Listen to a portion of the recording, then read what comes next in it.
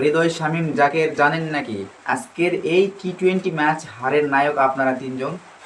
তো আপনাদের তিনজনকে অভিনন্দন অভিনন্দন, আপনাদের কারণে বাংলাদেশ অনেক অনেক শান্তির একটা জয় পেয়েছে। সেই জয়টা হচ্ছে কি, বাংলাদেশের দর্শকরা আজ রাতে অন্তত ঘুমের যে একটা শাস্তি, সেই শাস্তি থেকে তারা মুক্ত থাকবে, কেউ ঘুমাতে পারবে না।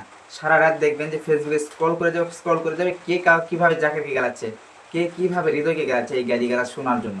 কারণ বাংলাদেশের পাবলিকগুলো এত গালিগালাজ পছন্দ করে, বুঝতেই পারতেছেন। তারা ঘুম বাদ দিয়ে সবসময় চেষ্টা করে এগুলো খোঁজার জন্য। এখন অন্য দিন তো এগুলো হয় না, এ কারণে তারা ঘুমে যায়। আজকে একটা সুযোগ চলে আসছে, জাকির আলী অনেককে, আমাদের শামীম কন্টেন্ট ক্রিয়েটর আছে, নেসার আহমেদ ভাই আছে, অনেকেই এখন তো সুযোগ পাই গেছে এদেরকে গালিগালাজ করবে। এই কারণে এই গালিগালাজ দেখার জন্য বাংলাদেশের জনগণ আজকে খুবই খুবই খুশি।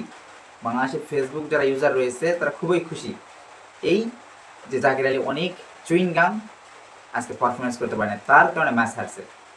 এর পর্যায়ে লর্ড হৃদয়, এই হৃদয়ের জন্য ম্যাচ হারছে।